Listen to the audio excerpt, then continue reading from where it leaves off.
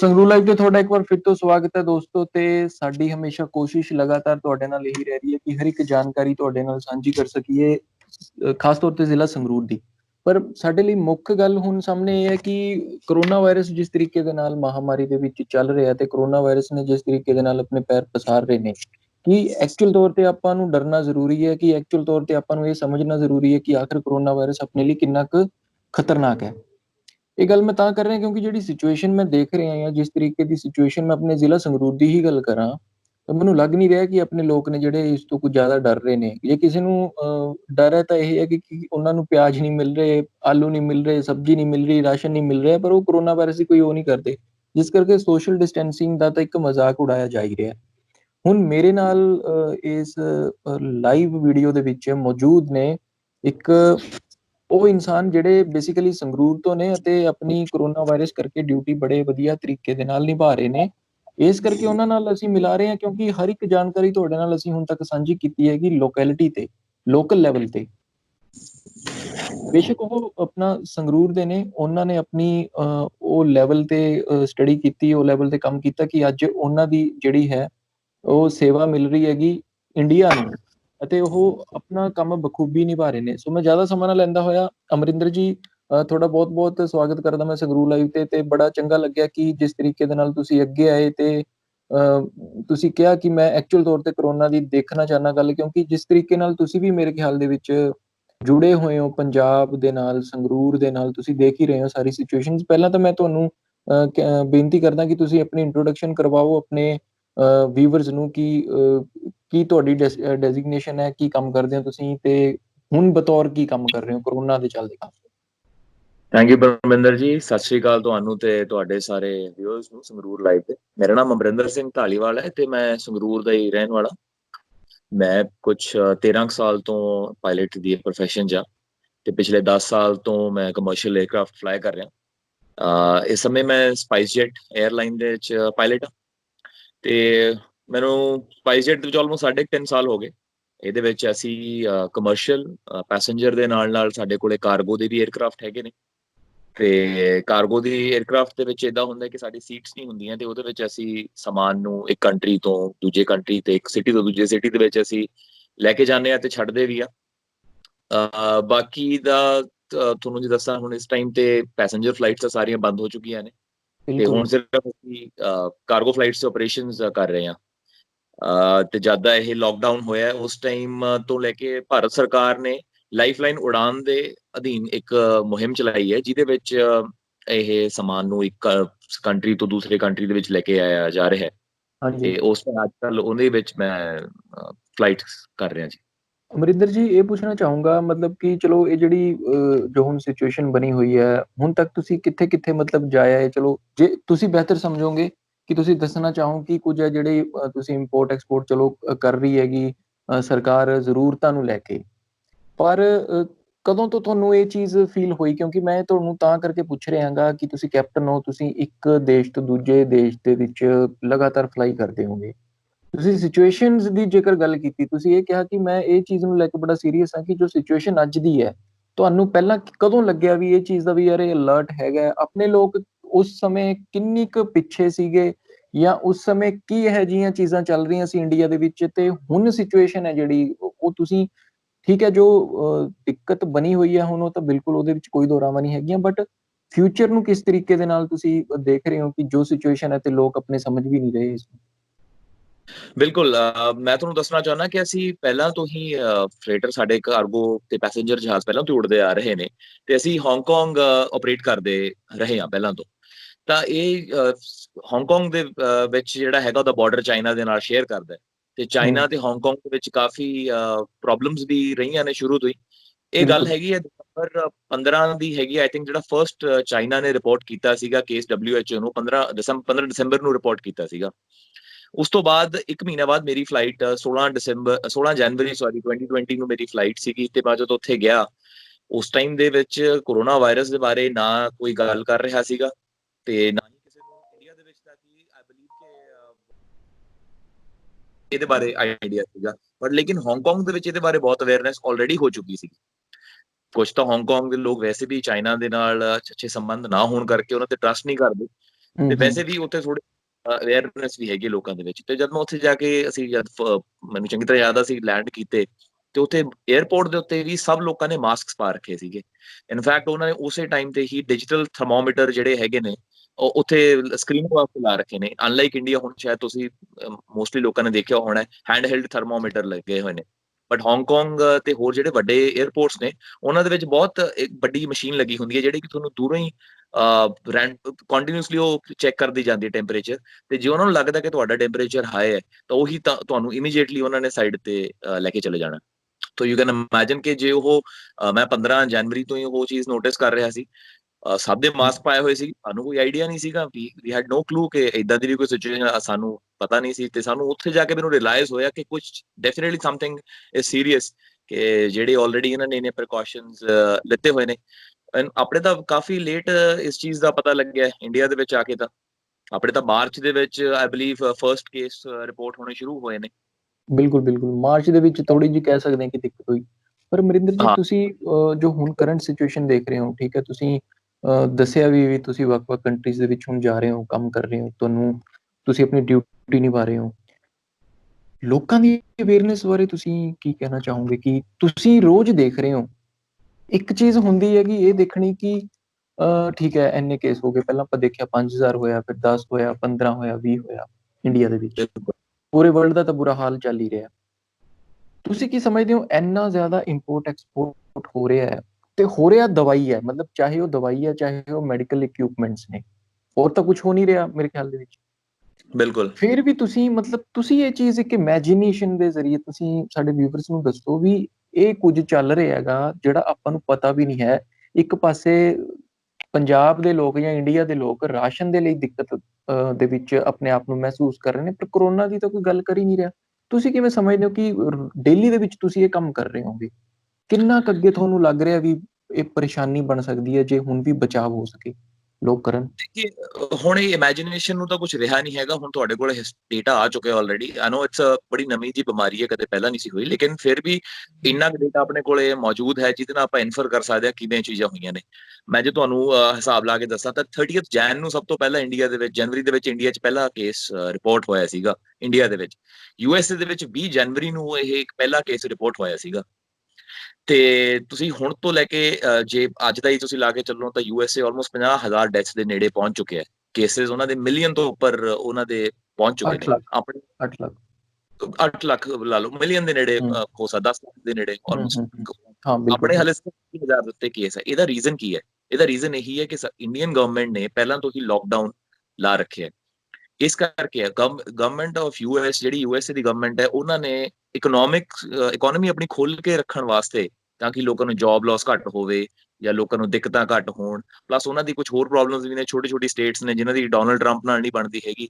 ਤੇ ਉਹਨਾਂ ਨੇ rather they are doing better, ਜਿਨ੍ਹਾਂ ਦੀ ਪ੍ਰੈਜ਼ੀਡੈਂਟ ਜਿਹੜਾ ਹੈਗਾ ਉਹ ਆਪ ਹੀ ਬਹੁਤ ਇੰਟਰਸਟਿਡ ਹੈ। ਸਾਡਾ ਤਾਂ ਮੋਦੀ ਸਰਕਾਰ ਫਿਰ ਵੀ, ਚਾਹੇ ਜੋ ਮਰਜ਼ੀ ਉਹਨਾਂ ਨੂੰ ਕਹੋ, ਉਹਨਾਂ ਦੀ ਪਾਲਿਸੀਜ਼ ਉੱਤੇ ਆਪਾਂ ਉਂਗਲਾਂ ਚੱਕ ਸਕਦੇ ਆ, ਬਟ ਸਟਿਲ ਏਡਾ ਵੱਡਾ ਡਿਸੀਜਨ ਜਿਹੜਾ ਉਹਨਾਂ ਨੇ ਲਿੱਤਾ ਹੈ, ਉਸੇ ਦਾ ਹੀ ਅੱਜ ਨਤੀਜਾ ਕਿ ਅਸੀਂ 20,000 ਸਿਰਫ ਕੇਸਿਸ ਦੇ ਉੱਤੇ ਹੀ ਆ। ਹੂੰ, ਅਦਰਵਾਈਜ਼ ਹੂੰ, ਕੋਈ ਤਾਂ ਹੈ ਨਹੀਂਗਾ ਕਿ ਸਾਡੇ ਕੋਲੇ ਕੋਈ ਮੈਡੀਕਲ ਫੈਸਿਲਿਟੀਜ਼ ਬਹੁਤ ਜ਼ਿਆਦਾ ਵਧੀਆ ਨੇ। ਯੂਐਸਏ ਤਾਂ ਮੈਡੀਕਲ ਤੋਂ ਸਾਡੇ ਤੋਂ ਬਹੁਤ ਅੱਗੇ ਹੈ। ਸਪੇਨ ਹੂੰ। ਸਾਡੇ ਕੋਲੋਂ ਬਹੁਤ ਅੱਛਾ ਮੰਨਿਆ ਜਾਂਦਾ। ਯੂਕੇ ਦਾ ਮਾੜਾ ਹਾਲ ਇਸੇ ਕਰਕੇ ਹੋਇਆ। ਸੋ ਜਿਹੜੀ ਲੋਕਡਾਊਨ ਇਹਨਾਂ ਨੇ ਇਸੇ ਕਰਕੇ ਕੀਤਾ। ਹੁਣ ਤੁਸੀਂ ਜਿਵੇਂ ਗੱਲ ਕੀਤੀ ਕਿ ਜਿਹੜਾ ਅਸੀਂ ਸਮਾਨ ਲੈ ਕੇ ਆ ਰਹੇ ਹਾਂ, ਉਹ 'ਚ ਕੀ ਲੈ ਕੇ ਆ ਰਹੇ ਹਾਂ? ਸਿੰਗਾਪੁਰ ਦੇ ਵਿੱਚੋਂ ਅਸੀਂ ਲੈ ਕੇ ਆ ਰਹੇ ਹਾਂ ਇਸ ਟਾਈਮ ਤੇ ਵੈਂਟੀਲੇਟਰਸ। ਹਾਂਗਕਾਂਗ ਤੋਂ ਅਸੀਂ ਲੈ ਕੇ ਆ ਰਹੇ ਹਾਂ ਪੀਪੀਈ ਕਿਟਸ, ਮਾਸਕਸ, ਸੈਨੀਟਾਈਜ਼ਰਸ। ਇਹਨਾਂ ਦੀ ਸਾਨੂੰ ਬਹੁਤ ਜ਼ਿਆਦਾ ਲੋੜ ਪੈਣ ਵਾਲੀ ਹੈ। ਤੇ ਲੋਕਡਾਊਨ ਦਾ ਸਿਰਫ ਪਰਪਸ ਗਵਰਨਮੈਂਟ ਦਾ ਇਹ ਨਹੀਂ ਹੈ ਕਿ ਇਹਨੂੰ ਕੰਟਰੋਲ ਕਰਕੇ ਰੱਖਿਆ ਜਾਵੇ, ਉਹ ਤਾਂ ਡੈਫੀਨੇਟਲੀ ਹੋ ਹੀ ਰਿਹਾ, ਪਰ ਇਹਨਾਂ ਨੂੰ ਇਵੈਂਚੁਅਲੀ ਤੁਹਾਨੂੰ ਲੋਕਡਾਊਨ ਤਾਂ ਖੋਲਣਾ ਹੀ ਪੈਣਾ ਹੈ। ਕੇਸਿਸ ਵਧਣਗੇ ਹੀ ਵਧਣਗੇ। ਜੇ ਹੁਣ ਬਿਲਕੁਲ। 7 ਦਿਨਾਂ ਡਬਲ ਹੋ ਰਹੇ ਨੇ, ਜਦ ਇਹ ਲੋਕਡਾਊਨ ਖੋਲ ਦੇਣਗੇ ਇਹ 5 ਜਾਂ 4 ਦਿਨਾਂ 'ਚ ਡਬਲ ਹੋਣੇ ਸ਼ੁਰੂ ਹੋ ਜਾਣਗੇ। ਤੇ ਡਬਲਿੰਗ ਦਾ ਮਤਲਬ ਹੈ 4 ਦਿਨਾਂ ਬਾਅਦ, ਅੱਜ ਤੋਂ ਜੇ ਲੋਕਡਾਊਨ ਖੋਲ ਦੇਣ ਤੇ 20 ਦੇ ਤੁਹਾਡੇ 40,000 ਕੇਸ ਹੋ ਜਾਣਗੇ। 40 ਤੋਂ ਬਾਅਦ 80,000 ਕੇਸ ਹੋ ਜਾਣਗੇ 4 ਦਿਨਾਂ ਬਾਅਦ। ਇਦਾਂ ਇਦਾਂ ਇਹ ਵੱਧਦਾ ਹੀ ਜਾਏਗਾ। ਉਹਦੇ ਨਾਲ ਪ੍ਰੋਬਲਮ ਇਹ ਆਏਗੀ, ਜੋ ਕਿ ਬਾਹਰਲੇ ਕੰਟਰੀਜ਼ ਨੇ ਹੁਣ ਜਾ ਕੇ ਲੇਟਰ ਔਨ ਰਿਅਲਾਈਜ਼ ਕੀਤਾ, ਕਿ ਤੁਹਾਡੇ ਮੈਡੀਕਲ ਸਿਸਟਮ ਦੇ ਉੱਤੇ ਬਹੁਤ ਜ਼ਿਆਦਾ ਦਬਾਅ ਪੈ ਜਾਂਦਾ ਹੈ। ਕਿਉਂਕਿ ਜਿਹੜੇ ਤਾਂ ਲੋਕੀ ਫਿੱਟ ਨੇ ਉਹ ਤਾਂ ਬਿਲਕੁਲ ਹੀ ਬਾਹਰ। ਪ੍ਰੋਬਲਮ ਇਸੇ ਕਰਕੇ ਹੋਈ ਹੈ, ਉਹਨਾਂ ਨੇ ਤਾਂ ਬੋਦਰ ਕੀਤਾ ਹੀ ਨਹੀਂ। ਉਹਨਾਂ ਨੇ ਗਵਰਨਮੈਂਟ ਦੀ ਗੱਲ ਨਹੀਂ ਮੰਨੀ, ਉਹ ਲੋਕਡਾਊਨ ਨੂੰ ਤੋੜ ਕੇ ਬਾਹਰ ਤੁਰੇ ਫਿਰਦੇ ਰਹੇ। ਆਪ ਤਾਂ ਹੂੰ। ਉਹ ਠੀਕ ਨੇ, ਬਟ ਇਵੈਂਚੁਅਲੀ ਜਦ ਘਰੇ ਲੈ ਕੇ ਆਏ, ਜਦੋਂ ਆਪ ਘਰੇ ਆਏ ਤੇ ਉਹਨਾਂ ਨੇ ਆਪਣੇ ਬਜ਼ੁਰਗਾਂ ਦੇ ਵਿੱਚ ਜਾਂ ਜਿਹੜੇ ਜਿਨ੍ਹਾਂ ਦਾ ਕੋਈ ਹੈਲਥ ਇਸ਼ੂ ਸੀਗੀ ਉਹਨਾਂ ਦੇ ਵਿੱਚ ਲਿਆ ਕੇ ਫੈਲਾਤਾ, ਤਾਂ ਮੇਨ ਡੈਥ ਤਾਂ ਉਹਨਾਂ ਲੋਕਾਂ ਦੀਆਂ ਹੋ ਰਹੀਆਂ ਨੇ। ਆਪਣੇ ਬਿਲਕੁਲ, ਇੰਡੀਆ ਦੇ ਮੈਂ ਦੇਖਦਾ ਕਿ ਇੰਨੀ ਸਖਤੀ ਹੋਣ ਤੋਂ ਬਾਵਜੂਦ ਵੀ ਜੇ ਹਾਲੇ ਬਿਲਕੁਲ, ਵੀ ਲੋਕ ਬਾਹਰ ਤੁਰੇ ਫਿਰਦੇ ਨੇ, ਜੇ ਪੁਲਿਸ ਡੰਡੇ ਮਾਰਦੀ ਹੈ ਤਾਂ ਫਿਰ ਵੀ ਤੁਸੀਂ ਜੇ ਬਾਹਰ ਤੁਰੇ ਫਿਰਦੇ ਹੋ। ਆਈ ਥਿੰਕ ਜੇ ਫੋਰਨ ਵਾਲਾ ਕੰਮ ਕਰ ਲੈਂਦੇ ਹੁਣ ਤੇ ਤਾਂ ਇੱਥੇ ਬਹੁਤ ਕੰਮ ਖਰਾਬ ਹੋ ਜਾਣਾ ਸੀਗਾ, ਕਿਉਂਕਿ ਉੱਥੇ ਡੰਡਾ ਨਹੀਂ ਚੱਕਦੇ ਹੈਗੇ, ਉੱਥੇ ਸਿਰਫ ਹੁਣ ਉਹਨਾਂ ਨੇ ਫਾਈਨਸ ਲਾ ਰੱਖੇ ਨੇ। ਮੇਰੇ ਸਿੰਗਾਪੁਰ ਦੇ ਵਿੱਚ $300 ਦਾ ਫਾਈਨ ਹੈ ਜੇ ਤੁਸੀਂ ਰੋਡ ਤੇ ਪਾਏ ਜਾਂਦੇ ਹੋ ਤੁਰੇ ਫਿਰਦੇ ਹੋ ਬਾਹਰ, ਜੇ ਤੁਸੀਂ ਮਾਸਕ ਨਹੀਂ ਲਾਇਆ ਤਾਂ $300 ਦਾ ਫਾਈਨ ਹੈ। ਵੁਹਾਨ ਦੇ ਵਿੱਚ ਜਿਹੜਾ ਫੈਲਿਆ ਸੀ ਇਹ, they were under lockdown for 76 76 ਦਿਨ, 76 days ਟੋਟਲ ਲੋਕਡਾਊਨ। ਕੋਈ ਇਹ ਨਹੀਂ ਸੀਗਾ ਕੋਈ ਪਿਆਜ਼ ਲੈਣ ਵਾਸਤੇ ਚਲਾ ਗਿਆ, ਕੋਈ ਤੇਲ ਰਾਸ਼ਨ ਵਾਸਤੇ ਲੈਣ ਵਾਸਤੇ ਚਲਾ ਗਿਆ। ਉਹਨਾਂ ਦਾ ਲੋਕਡਾਊਨ ਦਾ ਮਤਲਬ ਸੀ ਕਿ ਤੁਸੀਂ ਘਰੋਂ ਬਾਹਰ ਪੈਰ ਨਹੀਂ ਰੱਖਣਾ। ਪੈਰ ਤਾਂ ਹੀ ਰੱਖੋਗੇ ਕਿ ਤੁਸੀਂ ਮੈਡੀਕਲੀ ਤੁਹਾਨੂੰ ਸਾਹ ਨਹੀਂ ਆ ਰਿਹਾ, ਤੁਸੀਂ ਮਰਨ ਦੇ ਕਿਨਾਰੇ ਪਏ ਹੋ। ਤੇ ਆਈ ਥਿੰਕ ਲੋਕਾਂ ਨੂੰ ਥੋੜਾ ਜਿਹਾ ਸਮਝਣਾ ਚਾਹੀਦਾ ਹੈ ਕਿ ਸੀਰੀਅਸ ਸਿਚੁਏਸ਼ਨ ਹੈ। ਡੈਫੀਨੇਟਲੀ ਜੇ ਤੁਹਾਡੇ ਘਰੇ ਰਾਸ਼ਨ ਨਹੀਂ ਹੈ, ਮੁੱਕ ਗਿਆ, ਤਾਂ ਤੁਸੀਂ ਨਿਕਲਣਾ ਤੁਹਾਨੂੰ ਪੈਣਾ ਹੀ ਹੈ ਇਵੈਂਚੁਅਲੀ। ਪਰ ਬਹੁਤ ਸਾਰੀਆਂ ਐਨਜੀਓਜ਼ ਨੇ ਜਿਹੜੇ ਤੁਹਾਡੀ ਹੈਲਪ ਕਰਦੀ, ਉਹਨਾਂ ਦੀ ਸਹਾਇਤਾ ਲਓ। ਬਿਲਕੁਲ, ਇਨਸਟੈਡ ਤੁਸੀਂ ਆਪ ਬਾਹਰ ਨਿਕਲੋ। ਹਾਲੇ ਆਪਾਂ ਪੰਜਾਬ ਦੇ ਵਿੱਚ ਤਾਂ ਆਪਾਂ ਨੂੰ ਲੱਕੀ ਫੀਲ ਹੋਣਾ ਚਾਹੀਦਾ ਕਿ ਆਪਣੇ ਕੇਸਿਸ ਕਾਫੀ ਘੱਟ ਨੇ। ਉਹਦਾ ਰੀਜ਼ਨ ਇਹੀ ਹੈ ਕਿ ਪੰਜਾਬ ਦੇ ਵਿੱਚ ਸੰਘਣੀ ਆਬਾਦੀ ਵਾਲੇ ਸ਼ਹਿਰ ਕਾਫੀ ਘੱਟ ਨੇ, ਤੇ ਇਹ ਜਿਹੜਾ ਵਾਇਰਸ ਹੈ ਇਹ ਸ਼ਰੇਆਮ ਤੁਸੀਂ ਕਿਸੇ ਵੀ ਚੱਕ ਕੇ ਦੇਖ ਲਓ, ਸਿਰਫ ਸੰਘਣੀ ਆਬਾਦੀ ਵਾਲੀ ਜਗ੍ਹਾ ਤੇ ਹੀ ਹੋ ਰਿਹਾ। ਬੰਬੇ ਸਭ ਤੋਂ ਜ਼ਿਆਦਾ ਕੇਸਿਸ ਇਸ ਟਾਈਮ ਮੁੰਬਈ ਦੇ ਵਿੱਚ ਨੇ। ਉਹਦਾ ਰੀਜ਼ਨ ਕੀ ਹੈ? ਉੱਥੇ ਸੰਘਣੀ ਆਬਾਦੀ ਬਹੁਤ ਜ਼ਿਆਦਾ ਹੈ। ਫੋਰਨ ਦੇ ਵਿੱਚ ਕਿਉਂ ਇੰਨੀ ਜ਼ਿਆਦਾ ਡੈਥ ਰੇਟ ਹੈ? ਕਿਉਂਕਿ ਸੰਘਣੀ ਆਬਾਦੀ ਬਹੁਤ ਜ਼ਿਆਦਾ ਉੱਥੇ। ਲੰਡਨ ਦੇ ਵਿੱਚ ਸੇਮ ਹਾਲਤ ਹੈ, ਪੰਜਾਬ ਦੇ ਵਿੱਚ ਵੀ, ਲੁਧਿਆਣੇ ਦੇ ਵਿੱਚ ਥੋੜੇ ਜਿਹੇ ਕੇਸਿਸ ਜ਼ਿਆਦਾ ਨੇ, ਜਾਂ ਉਧਰ ਨਵਾਂ ਸ਼ਹਿਰ ਵਾਲੀ ਸਾਈਡ ਤੇ ਨੇ। ਆਪਣੇ ਖੁੱਲਾ ਏਰੀਆ ਹੈਗਾ ਤਾਂ ਇਸ ਕਰਕੇ ਅਸੀਂ ਬਚ। ਅਮਰਿੰਦਰ ਜੀ, ਮੈਂ ਜੇਕਰ ਤੁਹਾਡੇ ਨਿੱਜੀ ਐਕਸਪੀਰੀਅੰਸ ਦੀ ਗੱਲ ਕਰਾਂ, ਕਰੋਨਾ ਵਾਇਰਸ ਤੋਂ ਚਲੋ ਸਾਨੂੰ ਵੀ ਕੰਮ ਕਰਨਾ ਪੈ ਰਿਹਾ, ਅਸੀਂ ਵੀ ਕਿਤੇ ਨਾ ਕਿਤੇ ਲੋਕਾਂ ਦੇ ਲਈ ਹੈਗੇ ਆਂਗੇ, ਪਰ ਤੁਹਾਡੀ ਤਾਂ ਪੱਕੀ ਡਿਊਟੀ ਹੈ। ਹੁਣ ਮਨ ਹੈ ਮੇਰਾ, ਮੈਂ ਘਰ ਦੇ ਵਿੱਚ ਬੈਠਾ ਤੁਹਾਡੇ ਨਾਲ ਜੁੜ ਗਿਆ, ਤੁਹਾਡੇ ਨਾਲ ਗੱਲਬਾਤ ਕੀਤੀ। ਜੇ ਮੈਨੂੰ ਲੱਗੇਗਾ ਮੈਂ ਬਾਹਰ ਜਾਵਾਂਗਾ ਜਾਂ ਮੇਰੀ ਕੋਈ ਟੀਮ ਦਾ ਮੈਂਬਰ ਬਾਹਰ ਜਾਏਗਾ, ਤੁਸੀਂ ਫਲਾਈ ਕਰ ਰਹੇ ਹੋ ਇੱਧਰ ਤੋਂ ਉੱਧਰ, ਉੱਧਰ ਤੋਂ ਇੱਧਰ ਲਗਾਤਾਰ, ਤੁਹਾਨੂੰ ਕਿੰਨਾ ਕੁ ਮਤਲਬ ਆਪਣੇ ਆਪ ਨੂੰ ਇਹ ਚੀਜ਼ ਦਾ ਫੀਲ ਹੁੰਦਾ ਕਿ ਹੈ ਹੀ ਕਿ ਕਰੋਨਾ ਵਾਇਰਸ ਹੈ ਤੇ ਤੁਹਾਨੂੰ ਕੰਮ ਕਰਨਾ ਪੈਂਦਾ, ਰੋਜ਼ ਬਾਹਰ ਨਿਕਲਣਾ ਪੈਂਦਾ, ਸ਼ਾਮ ਨੂੰ ਘਰੇ ਵਾਪਸ ਆਉਣਾ ਪੈਂਦਾ ਹੈ? ਕਿੰਨਾ ਕੁ ਮਿਸ ਕਰ ਰਹੇ ਹੋ ਆਪਣੇ ਸ਼ਹਿਰ ਨੂੰ, ਆਪਣੇ ਪਰਿਵਾਰ ਨੂੰ, ਤੇ ਕਿਸ ਤਰੀਕੇ ਦੀ ਤੁਹਾਡੀ ਰੂਟੀਨ ਚੱਲ ਰਹੀ ਹੈ? ਡਰ ਦਾ ਮਾਹੌਲ ਤੁਹਾਡੇ ਅੰਦਰ ਵੀ ਕਿੰਨਾ ਕੁ ਹੈ, ਇਹ ਵੀ ਜਾਣਨਾ ਚਾਹਾਂਗਾ। ਦੇਖੋ ਇਹ ਬਿਲਕੁਲ ਹੀ ਝੂਠ ਹੋਊਗਾ ਜੇ ਤੁਹਾਨੂੰ ਕਹਿਦਾ ਕਿ ਨਹੀਂ ਮੈਂ ਤਾਂ ਜਮਾ ਨਹੀਂ ਡਰੇ ਹੋਏ, ਜਾਂ ਜਿਹੜੇ ਮੇਰੇ ਸਾਥੀ ਅਸੀਂ ਫਲਾਈ ਕਰ ਰਹੇ ਹਾਂ ਅਸੀਂ ਬੜੇ, ਸਾਨੂੰ ਕੋਈ ਫਰਕ ਨਹੀਂ ਪੈਂਦਾ। ਸਭ ਨੂੰ ਡਰ ਹੈਗਾ। ਜੇ ਐਟਲੀਸਟ ਸਾਨੂੰ ਆਪਣੀ ਸਿਹਤ ਦਾ ਤਾਂ ਬਾਅਦ ਚ ਮੈਨੂੰ ਡਰ ਹੈ, ਮੈਨੂੰ ਆਪਣੇ ਪੇਰੈਂਟਸ, ਸਭ ਦੇ ਪੇਰੈਂਟਸ ਸਾਡੇ ਜਿੰਨੇ ਵੀ ਅਸੀਂ ਪਾਇਲਟ ਹਾਂ ਜਾਂ ਇੰਜੀਨੀਅਰ ਨੇ ਜਾਂ ਗਰਾਊਂਡ ਸਟਾਫ ਹੈ, ਐਟਲੀਸਟ ਪੇਰੈਂਟਸ ਸਾਡੇ ਉਹ ਜਿਹੀ ਉਮਰ ਚ ਨੇ ਜਿਹੜੇ ਬੜੀ ਜਿਨ੍ਹਾਂ ਨੂੰ ਕੋਈ ਨਾ ਕੋਈ ਮਾੜੀ ਮੋਟੀ ਪ੍ਰੋਬਲਮ ਤਾਂ ਹੈ ਹੀ। ਕਿਸੇ ਨੂੰ ਬਲੱਡ ਪ੍ਰੈਸ਼ਰ ਦੀ ਪ੍ਰੋਬਲਮ ਹੈ, ਕਿਸੇ ਨੂੰ ਬਿਲਕੁਲ, ਡਾਇਬਟੀਕ ਦੀ ਪ੍ਰੋਬਲਮ ਹੈ। ਸੋ ਸਭ ਤੋਂ ਵੱਡਾ ਕੰਸਰਨ ਤਾਂ ਉਹਨਾਂ ਵਾਸਤੇ ਕਿ ਜੇ ਮੈਂ ਬਾਹਰ ਜਾ ਰਿਹਾ, ਮੈਨੂੰ ਜੇ ਇਨਫੈਕਸ਼ਨ ਹੋ ਗਈ ਤਾਂ ਮੈਂ ਘਰੇ ਲਿਆ ਕੇ, ਬੱਚੇ ਛੋਟੇ ਨੇ ਜੇ ਉਹਨਾਂ ਨੂੰ ਇਨਫੈਕਸ਼ਨ ਦੇਤੀ ਤਾਂ ਉਹਦਾ ਜ਼ਿੰਮੇਵਾਰ ਕੌਣ ਹੋਏਗਾ? ਆਫਕੋਰਸ ਅਸੀਂ ਜ਼ਿੰਮੇਵਾਰ ਹੋਵਾਂਗੇ। ਬਾਕੀ ਘਰੋਂ ਬਾਹਰ ਰਹਿਣ ਦਾ ਤਾਂ ਮੈਂ ਤੁਹਾਨੂੰ ਦੱਸਦਾ, ਹੁਣ ਜਦ ਇਹ ਵਾਇਰਸ ਸ਼ੁਰੂ ਹੋਇਆ, ਹੁਣ ਅੱਜ 13ਵਾਂ ਦਿਨ ਹੈ ਕਿ ਮੈਂ ਘਰੋਂ ਬਾਹਰ ਹਾਂ। ਹੁਣ ਵੀ ਮੈਂ ਇਸ ਟਾਈਮ ਕੋਲਕਾਤਾ ਬੈਠਾ ਹੋਟਲ ਦੇ ਵਿੱਚ, ਕਿਉਂਕਿ ਸਾਡੀ ਫਲਾਈਟਸ ਹੁਣ ਮੋਸਟਲੀ ਜਿਹੜੀ ਹੈਗੀਆਂ ਨੇ ਉਹ ਚਾਈਨਾ ਹੀ ਜਾ ਰਹੀਆਂ ਨੇ। ਸਾਰਾ ਮੈਡੀਕਲ ਇਕਵਿਪਮੈਂਟ ਹੀ ਆ ਰਿਹਾ ਭਰ ਕੇ। ਤੇ ਦਿੱਲੀ ਰਹਿਣ ਦਾ ਤਾਂ ਹੁਣ ਮੌਕਾ ਮਿਲ ਹੀ ਨਹੀਂ ਰਿਹਾ, ਫੈਮਿਲੀ ਦਿੱਲੀ ਹੈ, ਅਸੀਂ ਬਾਹਰ ਹਾਂ। ਬਟ ਐਟਲੀਸਟ ਇੰਨੀ ਕੁ ਤਸੱਲੀ ਹੈਗੀ ਹੈ ਕਿ ਜੋ ਇਹ ਕੰਮ ਕਰ ਰਹੇ ਹਾਂ ਕਰਨਾ ਬਹੁਤ ਜ਼ਰੂਰੀ ਹੈ। ਜੇ ਅਸੀਂ ਪੀਪੀਈ ਕਿਟਸ ਨਹੀਂ ਸਪਲਾਈ ਕਰਾਂਗੇ ਤਾਂ ਕਿਵੇਂ ਡਾਕਟਰਸ ਨੂੰ ਡੀਲ ਕਰਨਗੇ? ਤੁਸੀਂ ਸ਼ਾਇਦ ਸੁਣਿਆ ਹੋਣਾ ਪਿੱਛੇ ਜੇ ਇੰਡੀਆ ਨੇ ਇੰਪੋਰਟ ਕੀਤੀਆਂ ਸੀ ਚਾਈਨਾ ਤੋਂ ਰੈਪਿਡ ਟੈਸਟ ਕਿਟਸ, ਜਿਹੜੇ ਚ ਫਾਲਟੀ ਪਾਈਆਂ ਗਈਆਂ ਨੇ ਬਹੁਤ ਸਾਰੀਆਂ। ਉਹਦੇ ਵਿੱਚ ਕਈ ਸ਼ਿਪਮੈਂਟ ਅਸੀਂ ਲੈ ਕੇ ਆਏ ਸੀਗੇ। ਇਹ ਪਿਛਲੇ ਹਫ਼ਤੇ ਦੀ ਗੱਲ ਹੈ, ਅਸੀਂ ਸ਼ਿਪਮੈਂਟ ਗੌਂਜਾਓ ਤੋਂ ਤੇ ਸ਼ੰਘਾਈ ਤੋਂ ਲੈ ਕੇ ਆਏ ਸੀਗੇ, ਤੇ ਹੁਣ ਉਹ ਫਾਲਟੀ ਪਾਈਆਂ ਗਈਆਂ ਨੇ। ਤਾਂ ਇਸ ਕਰਕੇ ਸਰਕਾਰਾਂ ਆਪਣੇ ਵੱਲੋਂ ਐਕਚੁਅਲੀ ਬਹੁਤ ਕੋਸ਼ਿਸ਼ ਕਰ ਰਹੀਆਂ ਨੇ। ਇਹ ਕਹਿਣਾ ਸੌਖਾ ਹੈ ਕਿ ਲੋਕੀ ਕਹਿ ਦਿੰਦੇ ਨੇ ਕਿ ਜੀ ਸਾਨੂੰ ਬੰਨ ਕੇ ਘਰੇ ਬਿਠਾਤਾ ਤੇ ਇਹ ਇਹਦੇ ਨਾਲ ਕੀ ਹੋਣ ਲੱਗਿਆ, ਇਹਦਾ ਕੋਈ ਵਿਜ਼ਨ ਨਹੀਂ। ਕਿ ਤੁਸੀਂ ਇਮੇਜਿਨ ਕਰ ਸਕਦੇ ਹੋ ਕਿ ਇੰਡੀਅਨ ਗਵਰਨਮੈਂਟ ਇੰਨੀ ਰਿਚ ਅਮੀਰ ਤਾਂ ਹੈ ਨਹੀਂਗੀ ਕਿ ਤੁਹਾਨੂੰ ਘਰੇ ਬੈਠੇ ਬੈਠੇ ਚਾਹੇ 500 ਰੁਪਏ ਤੁਹਾਡੀ ਜੇਬ ਚ ਪਾ ਦੇ। ਇਹ ਤਾਂ ਹੈ ਨਹੀਂਗਾ। ਕੋਰਸ ਉਹਨੂੰ ਬਿਲਕੁਲ, ਕੋਈ ਰੈਵਨਿਊ ਜਨਰੇਟ ਨਹੀਂ ਹੋ ਰਿਹਾ ਇਸ ਟਾਈਮ ਦੇ ਉੱਤੇ। ਬਟ ਜੋ ਬਿਲਕੁਲ ਕੰਮ ਠੱਪ ਹੈ। ਇਹ ਲੋਕਾਂ ਦੀਆਂ ਤਨਖਾਹਾਂ ਤੇ ਕੱਟ ਲੱਗ ਰਿਹਾ ਲੋਕਾਂ ਨੂੰ, ਮਤਲਬ ਇਹ ਦਿੱਕਤਾਂ ਹੈਗੀਆਂ ਨੇ ਕਿਤੇ ਨਾ ਕਿਤੇ। ਆਪਾਂ ਸਮਝਦੇ ਹਾਂ ਕਿ ਸਿਚੁਏਸ਼ਨਸ ਨੂੰ ਕੰਟਰੋਲ ਕਰਨ ਦੇ ਲਈ ਉਹ ਕੰਪਨੀਆਂ ਜਾਂ ਉਹ ਸੈਕਟਰ ਨੂੰ ਵੀ ਮਦਦ ਕਰਨੀ ਚਾਹੀਦੀ ਹੈ ਆਮ ਜਨਤਾ ਦੀ। ਬਟ ਸਿਚੁਏਸ਼ਨ ਕ੍ਰਿਟੀਕਲ ਇਸ ਤਰੀਕੇ ਦੀ ਬਣੀ ਹੋਈ ਹੈ ਕਿ ਇਸੇ ਚੀਜ਼ ਕਰਕੇ ਮੈਂ ਕਹਿੰਦਾ ਆਪਾਂ ਇਹ ਗੱਲ ਕਹਿ ਰਹੇ ਹਾਂ ਵੀ ਘਰਾਂ ਦੇ ਵਿੱਚ ਰਹੋ, ਸੋਸ਼ਲ ਡਿਸਟੈਂਸਿੰਗ ਦਾ ਪਾਲਣਾ ਕਰੋ, ਕਿਉਂਕਿ ਇਹ ਜਿਹੜਾ ਘੱਟ ਹੈ ਮੇਰੇ ਖਿਆਲ ਦੇ ਵਿੱਚ ਜੇਕਰ ਇਹ ਦਿੱਕਤ ਰਹੂਗੀ ਤਾਂ ਜਿਵੇਂ ਤੁਸੀਂ ਕਹਿ ਰਹੇ ਹੋ, ਕਿਉਂਕਿ ਮੈਂ ਜੋ ਕਹਾਂ ਕਿ ਹੁਣ 3 ਮਈ ਤੱਕ ਦੀ ਗੱਲ ਕੀਤੀ ਹੋਈ ਹੈ। ਤੁਸੀਂ ਜਿਹੜੀ ਹੈ ਰੋਜ਼ ਫਲਾਈ ਕਰ ਰਹੇ ਹੋ, ਜਾਂ ਤੁਹਾਨੂੰ ਵੀ ਉਸ ਤਰੀਕੇ ਦਾ ਸਿਸਟਮ ਆਇਆ ਹੋਊਗਾ, ਜਾਂ ਮਤਲਬ ਮੈਂ ਤੁਹਾਨੂੰ ਪੁੱਛਾਂ ਕਿ ਕੀ ਤੁਹਾਨੂੰ ਵੀ ਲੱਗਦਾ ਹੈਗਾ ਕਿ ਇੰਡੀਆ ਦੇ ਵਿੱਚ ਲੋਕਡਾਊਨ ਵੱਧ ਸਕਦਾ ਹੈ, ਜੇ ਮਤਲਬ ਜਿਵੇਂ ਗਲਤੀਆਂ ਲੋਕਾਂ ਦੀਆਂ ਚੱਲ ਰਹੀਆਂ ਨੇ, ਜੋ ਸਿਚੁਏਸ਼ਨ ਹੈ? ਦੇਖੋ ਜੋ ਹੁਣ ਸਾਨੂੰ ਲੱਗਦਾ, ਮੈਂ ਤੁਹਾਨੂੰ ਆਪਣੇ ਏਵੀਏਸ਼ਨ ਦੀ ਗੱਲ ਦੱਸਦਾ, ਤਾਂ 3 ਮਈ ਨੂੰ ਫਲਾਈਟਸ ਨਹੀਂ ਸ਼ੁਰੂ ਹੋਣ ਲੱਗੀਆਂ। I don't know about trains, buses, but 3 ਮਈ ਤੋਂ ਫਲਾਈਟਸ ਨਹੀਂ ਸ਼ੁਰੂ ਹੋਣ ਲੱਗੀਆਂ। ਡੋਮੈਸਟਿਕ ਫਲਾਈਟਸ, ਇੰਟਰਨੈਸ਼ਨਲ ਫਲਾਈਟਸ ਜੋ ਸੁਣਨ ਦੇ ਵਿੱਚ ਆ ਰਿਹਾ ਤਾਂ ਜੁਲਾਈ ਤੋਂ ਬਾਅਦ ਜਾ ਕੇ ਸ਼ੁਰੂ ਹੋ ਜਾਣਗੀਆਂ, ਬਿਕਾਜ਼ ਇੰਟਰਨੈਸ਼ਨਲ ਫਲਾਈਟਸ ਹੋਰ ਕੰਟਰੀਜ਼ ਵੀ ਲੋਕਡਾਊਨ ਨੇ। ਤੁਸੀਂ ਜਾਓਗੇ ਕਿੱਥੇ? ਕਿਹੜੇ ਇਸ ਟਾਈਮ ਤੇ ਮੈਨੂੰ ਨਹੀਂ ਕੋਈ ਲੱਗਦਾ ਕੋਈ ਨੇਬਰਿੰਗ ਕੰਟਰੀ ਜਿੱਥੇ ਅਸੀਂ ਫਲਾਈ ਕਰਦੇ ਹਾਂ ਐਟਲੀਸਟ ਉੱਥੇ ਕੋਈ ਕਮਰਸ਼ੀਅਲ ਫਲਾਈਟਸ ਜਾ ਰਹੀਆਂ ਨੇ, ਪੈਸੇਂਜਰ ਫਲਾਈਟਸ ਸਪੈਸ਼ਲੀ, ਤੇ ਉਹ ਤਾਂ ਲੋਕਡਾਊਨ ਰਹੇਗਾ ਹੀ ਰਹੇਗਾ। ਬਾਕੀ ਜਿੱਥੇ ਤੱਕ ਤੁਸੀਂ ਗੱਲ ਕੀਤੀ, ਆਫ ਕੋਰਸ ਹੁਣ ਸਰਕਾਰ ਦੇ ਉੱਤੇ ਵੀ ਬਹੁਤ ਪ੍ਰੈਸ਼ਰ ਹੈ, ਕਿਉਂਕਿ ਵਾਢੀ ਦਾ ਸੀਜ਼ਨ ਆਇਆ ਹੋਇਆ। ਜੇ ਨਹੀਂ ਲੋਕਡਾਊਨ ਖੋਲਣਗੇ ਤਾਂ ਲੋਕਾਂ ਨੇ ਭੁੱਖੇ ਮਰ ਜਾਣਗੇ ਵਿਚਾਰੇ, ਗਰੀਬ ਜਨਤਾ ਕਿਵੇਂ ਅਫੋਰਡ ਕਰ ਸਕਦੀ ਹੈ? ਸਾਨੂੰ ਬਿਲਕੁਲ। ਸਪਲਾਈ ਦੀ ਸ਼ਾਰਟੇਜ ਆ ਜਾਣੀ, ਖੋਲਣਾ ਤਾਂ ਇਹਨਾਂ ਨੂੰ ਪੈਣਾ ਹੀ ਹੈ। ਬਟ ਆਫ ਕੋਰਸ ਹੁਣ ਜਿਵੇਂ ਕਈ ਜਗ੍ਹਾ ਨੇ, ਜਿਵੇਂ ਬੰਬੇ ਦੇ ਵਿੱਚ ਕੋਈ ਕਲਸਟਰ ਹੋ ਗਿਆ, ਧਾਰਾਵੀ ਜਿਵੇਂ ਏਰੀਆ ਹੈਗਾ, ਉੱਥੇ ਬਹੁਤ ਜ਼ਿਆਦਾ ਫੈਲਿਆ ਹੋਇਆ, ਹੁਣ ਕਿਵੇਂ ਸਲਮ ਉਹਨੂੰ ਏਰੀਆ। ਚੱਕ ਦੇਣਗੇ? ਸਲਮ ਏਰੀਆ ਨੂੰ ਦਿਨ ਦੇ ਹਜ਼ਾਰਾਂ ਦੇ ਵਿੱਚ ਕੇਸ ਆ ਰਹੇ ਨੇ, ਉਹ ਏਰੀਆ ਲੋਕਡਾਊਨ ਹੀ ਰਹਿਣਗੇ। ਜਿੱਥੇ ਕੇਸਿਸ ਆਫ ਕੋਰਸ ਜਿੱਥੇ ਨਹੀਂ ਆ ਰਹੇ ਹੈਗੇ, ਉਹਨਾਂ ਨੂੰ ਥੋੜੀ ਬਹੁਤੀ ਰਾਹਤ ਤਾਂ ਡੈਫੀਨਿਟਲੀ ਦੇਣਗੇ, ਪਰ ਫੁੱਲ ਔਨ ਆਵਾਜਾਈ ਨਹੀਂ ਮੇਰੇ ਹਿਸਾਬ ਨਾਲ ਇਹ ਚੱਲਣ ਲੱਗੀ ਐਨੀ ਟਾਈਮ। ਬਿਲਕੁਲ, ਬਿਲਕੁਲ। ਲੋਕਾਂ ਨੂੰ ਤੁਸੀਂ ਕੀ, ਕਿਉਂਕਿ ਦੇਖੋ ਤੁਸੀਂ ਇਹ ਕੋਈ ਛੋਟੀ ਗੱਲ ਨਹੀਂ ਹੈ, ਤੁਸੀਂ ਅੱਜ ਦੇ ਟਾਈਮ ਦੇ ਵਿੱਚ ਘਰੋਂ ਬਾਹਰ ਨਿਕਲ ਕੇ ਡਿਊਟੀ ਕਰ ਰਹੇ ਹੋ, ਸਾਰੇ ਕਰ ਰਹੇ ਹੋ, ਖਾਸ ਤੌਰ ਤੇ ਤੁਸੀਂ ਇੰਪੋਰਟ ਐਕਸਪੋਰਟ ਕਰ ਰਹੇ ਹੋ, ਸਿਰਫ ਮੈਡੀਕਲ ਦਵਾਈਆਂ। ਇਸ ਸਾਰੇ ਨਜ਼ਰੀਏ ਨੂੰ ਦੇਖਦੇ ਹੋਏ ਮੈਂ ਪਹਿਲਾਂ ਵੀ ਇਹ ਗੱਲ ਕਹੀ ਸੀ ਕਿ ਤੁਸੀਂ ਵੀਵਰਸ ਨੂੰ ਕੀ ਕਹਿਣਾ ਚਾਹੋਗੇ? ਕਿਉਂਕਿ ਹੁਣ ਵੀ ਹੈ, ਮੈਂ ਅੱਜ ਵੀ ਕੁਝ ਤਸਵੀਰਾਂ ਦਿਖਾਈਆਂ, ਮੈਂ ਵੀ ਬੋਲਿਆ ਇਸ ਚੀਜ਼ ਨੂੰ ਲੈ ਕੇ ਕਿ ਜਿਹੜਾ ਹੈਗਾ ਲੋਕਡਾਊਨ ਹੁੰਦੇ ਹੋਏ ਵੀ ਲੋਕ ਘਰਾਂ ਤੋਂ ਬਾਹਰ ਨੇ, ਉਹਨਾਂ ਨੂੰ ਕੋਈ ਕੇਅਰ ਹੀ ਨਹੀਂ ਹੈ, ਉਹ ਕੋਈ ਕੁਝ ਦੇਖ ਹੀ ਨਹੀਂ ਰਹੇ। ਜੇ ਉਹਨਾਂ ਦਾ ਮਨ ਕਰਦਾ ਕੁਝ ਦੇਖ ਲੈਂਦੇ ਨੇ, ਠੀਕ ਹੈ, ਸਨਮਾਨ ਕਰ ਰਹੇ ਨੇ ਕੁਝ, ਤਾਂ ਕੁਝ ਚਲੋ ਆਪਣਾ ਆਪਣਾ ਦੇਖ ਰਹੇ ਨੇ ਢੰਗ ਉਹਨਾਂ ਦਾ, ਠੀਕ ਹੈ। ਤੁਸੀਂ ਕੀ ਵਿਊਅਰਸ ਨੂੰ ਕਹਿਣਾ ਚਾਹੋਗੇ ਆਖਰ ਦੇ ਵਿੱਚ, ਕਿ ਕੀ ਮੈਸੇਜ ਤੁਸੀਂ ਸੁਨੇਹਾ ਦੇਣਾ ਚਾਹੁੰਦੇ ਹੋ ਕਿ ਜਿਸ ਤਰੀਕੇ ਬਚਾਵ ਹੋ ਸਕੇ? ਸਭ ਤੋਂ ਇੰਪੋਰਟੈਂਟ ਤਾਂ ਪਹਿਲਾਂ ਮੈਂ ਸਾਰਿਆਂ ਨੂੰ ਇਹੀ ਰਿਕੁਐਸਟ ਕਰਨਾ ਚਾਹੁੰਦਾ ਕਿ ਜਿਹੜੀ ਤਾਂ ਗਵਰਨਮੈਂਟ ਆਫ ਇੰਡੀਆ ਦੀਆਂ ਤੁਹਾਨੂੰ ਗਾਈਡਲਾਈਨਸ ਆਉਂਦੀਆਂ ਨੇ, ਪਲੀਜ਼ ਉਹਨਾਂ ਨੂੰ ਫੋਲੋ ਕਰੋ। ਤੁਸੀਂ, ਤੁਹਾਡੀ ਚੁਣੀ ਹੋਈ ਸਰਕਾਰ ਹੈ, ਕੋਈ ਏਦਾਂ ਤਾਂ ਹੈ ਨਹੀਂਗਾ ਕਿ ਕੋਈ ਹਵਾਈ ਤੀਰ ਮਾਰ ਰਹੀ ਹੈ। ਤੁਹਾਡੇ ਸਾਹਮਣੇ ਹੀ ਹੈ ਐਗਜ਼ਾਮਪਲ। ਤੁਸੀਂ ਇੰਨੇ ਅੱਜ ਕੱਲ ਸਭ ਕੋਲ ਇੰਟਰਨੈਟ ਹੈ, ਸਭ ਨੂੰ ਇੰਨੀ ਸਮਝ ਹੈ ਗੂਗਲ ਤੇ ਸਰਚ ਕਰਨਾ, ਤੁਸੀਂ ਸਰਚ ਕਰਕੇ ਦੇਖ ਲਓ USA ਦਾ ਕੀ ਹਾਲ ਹੈ, ਵੱਡੇ ਵੱਡੇ ਕੰਟਰੀਜ਼ ਦਾ ਕੀ ਹਾਲ ਹੋ ਰਿਹਾ, ਕਿੰਨਾ ਮਾੜਾ ਹਾਲ ਹੋ ਰਿਹਾ, ਫਿਰ ਵੀ ਇੱਥੇ ਇਨਫੈਕਸ਼ਨ ਰੇਟ ਘੱਟ ਹੈ।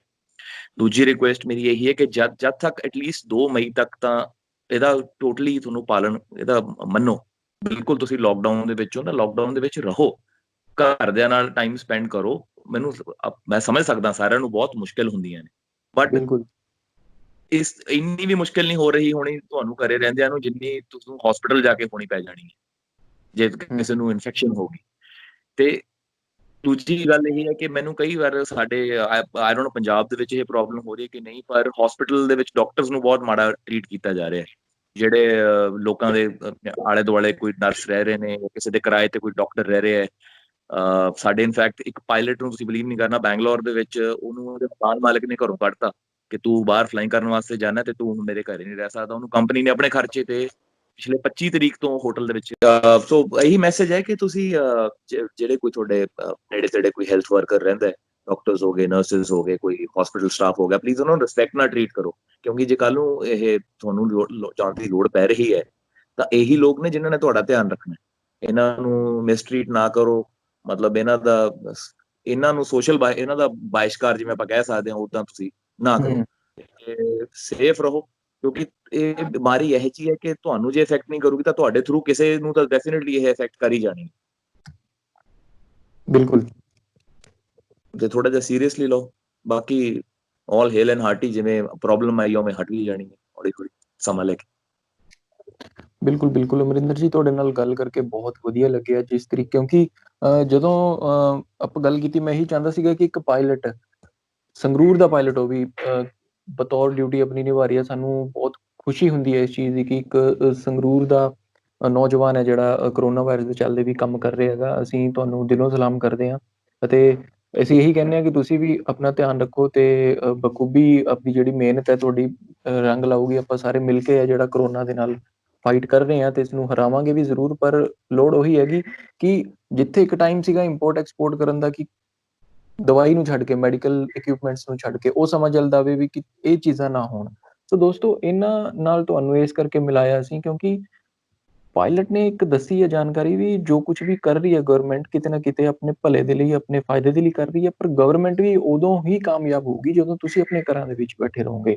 ਗਵਰਨਮੈਂਟ ਵੀ ਉਦੋਂ ਹੀ ਕਿਤੇ ਨਾ ਕਿਤੇ ਸਕਸੈਸਫੁਲ ਹੋਊਗੀ ਤੇ ਲੋਕਡਾਊਨ ਦੀ ਸਿਚੁਏਸ਼ਨ ਨੂੰ ਉਦੋਂ ਹੀ ਉਹ ਖੋਲ ਸਕਦੀ ਹੈ, ਠੀਕ ਕਰ ਸਕਦੀ ਹੈ, ਜਦੋਂ ਆਪਾਂ ਆਪਣੇ ਸੋਸ਼ਲ ਡਿਸਟੈਂਸ ਦਾ ਧਿਆਨ ਰੱਖਾਂਗੇ ਤੇ ਖਾਸ ਤੌਰ ਤੇ ਜੇਕਰ ਇੱਕ ਦਿਨ ਆਪਾਂ ਨੂੰ ਗੰਢੇ ਨਹੀਂ ਮਿਲਣਗੇ, ਰਾਸ਼ਨ ਥੋੜਾ ਜਿਹਾ ਨਹੀਂ ਮਿਲੂਗਾ, ਆਪਾਂ ਇੱਕ ਥੋੜੇ ਜਿਹੇ ਲੈਵਲ ਤੇ ਸੈਟੀਸਫਾਈ ਹੋ ਗਏ ਕਿ ਚਲੋ ਕੋਈ ਗੱਲ ਨਹੀਂ ਆਪਾਂ ਵੇਟ ਕਰਦੇ ਹਾਂ, ਤਾਂ ਇਹ ਚੀਜ਼ ਨੂੰ ਨੱਥ ਪਾਈ ਜਾ ਸਕਦੀ ਹੈ। ਨਹੀਂ ਤਾਂ ਫਲਾਈਟਸ ਤਾਂ ਬੰਦ ਰਹਿਣਗੀਆਂ ਜਿਵੇਂ ਇਹਨਾਂ ਨੇ ਦੱਸਿਆ, ਤਾਂ ਆਹ ਫਲਾਈਟਸ ਜ਼ਰੂਰ ਚੱਲਦੀਆਂ ਰਹਿਣਗੀਆਂ ਜਿਸ ਦੇ ਵਿੱਚ ਤੁਹਾਨੂੰ ਰੱਬ ਨਾ ਕਰੇ ਉਹ ਮੈਡੀਕਲ ਇਕੁਇਪਮੈਂਟ ਦੀ ਲੋੜ ਪਵੇ ਜਿਹੜੀ ਇਹ ਲੈ ਕੇ ਆ ਰਹੇ ਨੇ। ਸੋ ਬਹੁਤ ਬਹੁਤ ਧੰਨਵਾਦ ਅਮਰਿੰਦਰ ਜੀ। ਇਹ ਸੀ ਸੰਗਰੂਰ ਲਾਈਵ ਦੀ ਵੀਡੀਓ, ਤੁਹਾਨੂੰ ਚੰਗੀ ਲੱਗੀ ਤਾਂ ਇਸ ਨੂੰ ਸਾਂਝਾ ਜ਼ਰੂਰ ਕਰਿਓ ਅਤੇ ਇਹ ਜਾਣਕਾਰੀ ਜ਼ਰੂਰ ਅੱਗੇ ਸ਼ੇਅਰ ਕਰਿਓ ਕਿ ਸੰਗਰੂਰ ਦਾ ਇੱਕ ਨੌਜਵਾਨ ਹੈ ਜਿਹੜਾ ਉਹ ਕਰੋਨਾ ਦੇ ਵਿੱਚ ਬੜੀ ਵਧੀਆ ਆਪਣੀ ਜੌਬ ਨੂੰ ਨਿਭਾ ਰਿਹਾ ਹੈ ਤੇ ਇੱਕ ਸੁਨੇਹਾ ਵੀ ਦੇ ਰਿਹਾ ਹੈ।